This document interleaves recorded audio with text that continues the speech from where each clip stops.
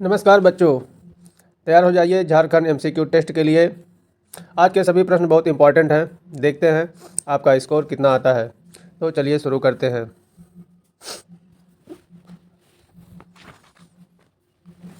पहला क्वेश्चन, अपवाह तंत्र के संदर्भ में निम्नलिखित कथनों पर विचार कीजिए। नंबर 1, अपवाह तंत्र किसी क्षेत्र की मुख्य नदी तथा उसकी सहायक नदियों द्वारा निर्मित जल प्रवाह के समेकित व्यवस्था है जो उस क्षेत्र की स्थलाकृत एवं जल की उपलब्धता पर निर्भर करती है। नंबर 2, अपवाह तंत्र के प्रमुख घटकों में केवल नदियाँ और उसकी सहायक धाराएं ही शामिल होती हैं, जबकि हिमानी एवं जलाशयों को इसमें सम्मिलित नहीं किया जाता।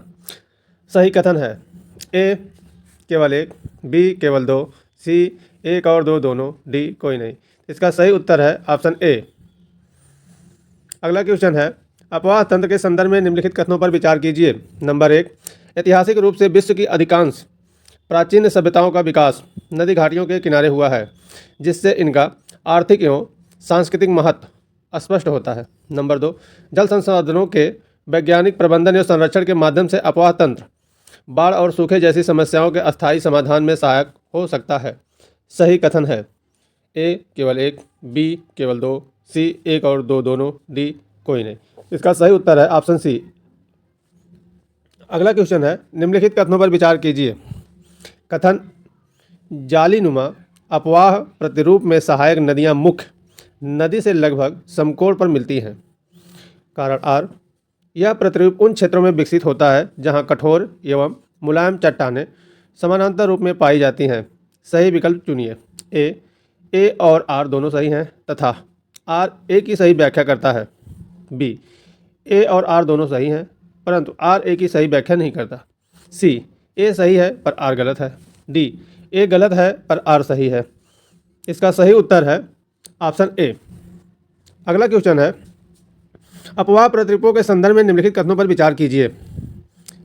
नंबर 1, द्रुमाकृत प्रतिरूप में नदियां वृक्ष की शाखाओं के समानांतर फैलती हैं और यह समानांतर समरूप चट्टानी संरचना में विकसित होती हैं। नंबर 2, आयताकार प्रतिरूप का विकास मुख्यतः भ्रंश एवं दरारों से नियंत्रित क्षेत्रों में होता है। नंबर 3, अरीय प्रतिरूपों में नदियां केंद्र से बाहर की ओर प्रवाहित होती हैं जो प्रायः गुंबदाकार या ज्वालामुखी संरचनाओं से संबंधित होती हैं। नंबर 4, जालीनुमा प्रतिरूप केवल समतल मैदानों में विकसित होता है और इसका चट्टानों की संरचना से कोई संबंध नहीं होता है। Option A. सही विकल्प चुनिए। ऑप्शन ए 2, 3 और 4, ऑप्शन बी केवल 1 और 4, ऑप्शन सी केवल 1, 2 और 3, ऑप्शन डी 1, 2, 3 और 4। इसका सही उत्तर है ऑप्शन सी। अगला क्वेश्चन है, नदियों के ऊपर मध्य एवं निम्न प्रवाह भागों के संदर्भ में निम्नलिखित कथनों पर विचार कीजिए। नंबर 1, नदी के ऊपरी भाग में अपर्दन की प्रक्रिया प्रमुख होती है तथा यहाँ जलधारा तीव्र वेग से बहती है। नंबर 2, मध्य भाग में नदी मुख्यतः परिवहन का कार्य करती है और यहाँ मेंढर एवं बाढ़ मैदान विकसित होते हैं। सही कथन है ए केवल एक, बी केवल दो, सी एक और दो दोनों, डी कोई नहीं। इसका सही उत्तर है ऑप्शन सी, एक और दो दोनों। अगला क्वेश्चन है, नदियों के ऊपर मध्य एवं निम्न प्रवाह भागों के संदर्भ में निम्नलिखित कथनों पर विचार कीजिए। नंबर 1, निम्न भाग में निक्षेपण की प्रक्रिया प्रमुख होती है जिससे डेल्टा एवं विस्तृत बाढ़ मैदानों का निर्माण होता है। नंबर 2, नदी के ऊपरी भाग में डेल्टा का निर्माण होता है क्योंकि वहाँ जल प्रवाह सबसे अधिक होता है। सही कथन है ए केवल एक, बी केवल दो, सी एक और दो दोनों, डी कोई नहीं। इसका सही उत्तर होगा ऑप्शन ए।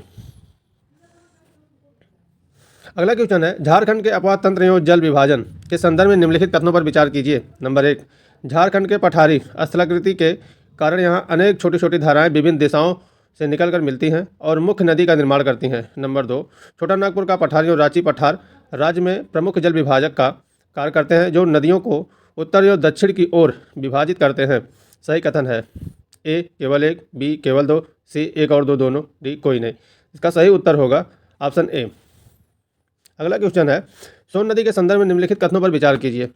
नंबर 1, सोन नदी का उद्गम अमरकंटक पठार के मैकाल श्रेणी से होता है। नंबर 2, यह नदी झारखंड के पलामू और गढ़वा क्षेत्रों से होकर बहती है और अंततः पटना के निकट गंगा में मिल जाती है। नंबर 3, उत्तरी कोयल नदी सोन नदी की एक प्रमुख सहायक नदी है जो झारखंड के उत्तर पश्चिमी सीमा के निर्धारण करती है। सही कथन है केवल 1, ऑप्शन बी केवल 2, 3, ऑप्शन सी केवल 1, 3, डी सभी। इसका सही उत्तर है ऑप्शन डी। अगला क्वेश्चन है, निम्नलिखित कथनों पर विचार कीजिए। कथन ए, सोन नदी को सोनभद्र या हिरण्यवाह कहा जाता है। कारण आर, क्योंकि इसके जल में सोने के कण प्रचुर मात्रा में पाए जाते हैं। सही विकल्प चुनिए। ए और आर दोनों सही हैं तथा आर ए की सही व्याख्या करता है। बी, ए और आर दोनों सही हैं परंतु आर ए की सही व्याख्या नहीं करता। ऑप्शन सी, ए सही है पर आर गलत है। ऑप्शन डी, ए गलत है पर आर सही है। इसका सही ऑप्शन है ऑप्शन सी। अगला क्वेश्चन है, उत्तरी कोयल नदी के संदर्भ में निम्नलिखित कथनों पर विचार कीजिए। नंबर 1, इसका उद्गम रांची पठार से होता है तथा यह डाल्टनगंज के पास सोन नदी में मिल जाती है। नंबर 2, अमानत और औरंगा इसकी प्रमुख सहायक नदियां हैं जिनका उद्गम हजारीबाग पठार से होता है। नंबर 3, बूढ़ा नदी जो पलामू क्षेत्र से निकलती है उत्तरी कोयल की सहायक नदी है। सही विकल्प चुनिए। ए केवल 1, 2, बी केवल 1, सी केवल 2 और 3, डी 1, 2 और 3। इसका सही उत्तर है ऑप्शन ए। अगला क्वेश्चन है, पुनपुन नदी के संदर्भ में निम्नलिखित कथनों पर विचार कीजिए। नंबर 1, पुनपुन नदी का उद्गम हजारीबाग पठार से होता है जो सोन नदी के समानांतर उत्तर दिशा में प्रवाहित होती है। नंबर 2, फतुहा के निकट यह नदी गंगा नदी में मिल जाती है। नंबर 3, दरगाह एवं मुरहर इसकी सहायक नदियां हैं। नंबर 4, यह एक सदानिरा नदी है जिसमें वर्ष भर पर्याप्त जल बना रहता है। सही विकल्प चुनिए। ए केवल 1 और 4, बी केवल 1, 2 और 3, सी केवल 2, 3 और 4, डी 1, 2, 3 और 4। इसका सही उत्तर होगा ऑप्शन सी। अगला क्वेश्चन है, फल्गु नदी के संदर्भ में निम्नलिखित कथनों पर विचार कीजिए। नंबर 1, इसका उद्गम छोटा नागपुर पठार के उत्तरी भाग से होता है। नंबर 2, इसकी मुख्य धारा निरंजना के नाम से जानी जाती है। इसके तट पर बोध गया में बुद्ध को ज्ञान की प्राप्ति हुई थी। नंबर 3, मोहना नदी से बोध गया के निकट संगम के बाद ही इसे फल्गु नदी कहा जाता है जो एकमात्र सहायक नदी है। सही विकल्प चुनिए। ए केवल 1, 2, बी केवल 2 और 3, सी केवल 2 और 3, डी 1, 2 और 3। इसका सही उत्तर होगा ऑप्शन ए। अगला क्वेश्चन है, सकरी नदी के संदर्भ में निम्नलिखित कथनों पर विचार कीजिए। नंबर 1, इसका उद्गम छोटा नागपुर पठार के उत्तरी भाग से होता है तथा यह उत्तर पूर्व दिशा में प्रवाहित होती है। नंबर 2, यह रामायण में शुमागढ़ी नाम से उल्लेखित है। नंबर 3, इस नदी के किनारे हजारीबाग, गया, पटना एवं मुंगेर जिला स्थित है। नंबर 4, यह एक अस्थायी नदी है तथा अपने मार्ग परिवर्तन के लिए प्रसिद्ध है। सही विकल्प चुनिए। ऑप्शन ए केवल 1, 2, 3, ऑप्शन बी केवल 1, 2 और 4, ऑप्शन सी केवल 2 और 3, ऑप्शन डी 1, 2, 3 और 4। इसका सही उत्तर है ऑप्शन ए। अगला क्वेश्चन है, मयूराक्षी नदी पर मसान जोड़ डैम का निर्माण किस देश के सहयोग से किया गया है। नंबर 1, संयुक्त राज्य America. Number 2, Germany. Number 3, Canada. Number 4, Israel. इसका सही उत्तर है ऑप्शन 3, कनाडा। अगला क्वेश्चन है, झारखंड की सबसे बड़ी अपवाह द्रोणी किस नदी की है। नंबर 1, पुनपुन नदी की। नंबर 2, सकरी नदी की। नंबर 3, फल्गु नदी की। नंबर 4, दामोदर नदी की। इसका सही उत्तर है ऑप्शन 4, दामोदर नदी। अगला क्वेश्चन है, कनहर नदी झारखंड के किस जिले में प्रवेश करती है। Number 1, Simdega. Number 2, Gumla. Number 3, Latehar. Number 4, Garhwa. इसका सही उत्तर है नंबर 4, गढ़वा। अगला क्वेश्चन है, पंचघाघ जलप्रपात जो 5 बहनों की कथा से जुड़ा हुआ है किस जिले में स्थित है। Number 1, Dumka. Number 2, Khunti. Number 3, Gumla. Number 4, Giridih. इसका सही उत्तर है ऑप्शन नंबर 2, खूंटी। दामोदर नदी की सहायक नदी कौन सी है। Number 1, Bokaro. Number 2, Konar. Number 3, Barakar. Number 4, उपयुक्त सभी। इसका सही उत्तर होगा ऑप्शन 4, उपयुक्त सभी। अगला क्वेश्चन है, निम्नलिखित कथन और कारण पर विचार कीजिए। कथन ए, दामोदर नदी को पहले पश्चिम बंगाल का शोक कहा जाता था लेकिन वर्तमान में इसे वरदान माना जाता है।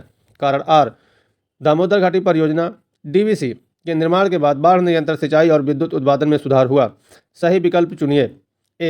ए और आर दोनों सही हैं तथा आर ए की सही व्याख्या करता है। बी, ए और आर दोनों सही है लेकिन आर ए की सही व्याख्या नहीं करता।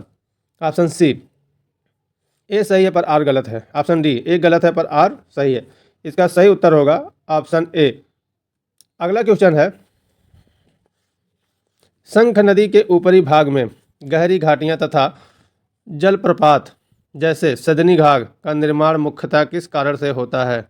नंबर 1, निम्न ढाल वाले क्षेत्रों में अवसादन की अधिकता। ऑप्शन बी, पठारी क्षेत्र में कठोर चट्टानों पर तीव्र अपक्षय एवं अधिक ढाल। ऑप्शन सी, समुद्री ज्वार भाटा का प्रभाव। ऑप्शन डी, हिमनदीय अपर्दन। इसका सही उत्तर होगा ऑप्शन बी, पठारी क्षेत्र में कठोर चट्टानों पर तीव्र अपक्षय एवं अधिक ढाल। बच्चों, आज का सेशन यहीं पर समाप्त होता है। आप लोग अपना स्कोर बताइएगा कमेंट बॉक्स में, आपके कितने क्वेश्चन सही हुए। चलिए तो थैंक यू, नमस्कार।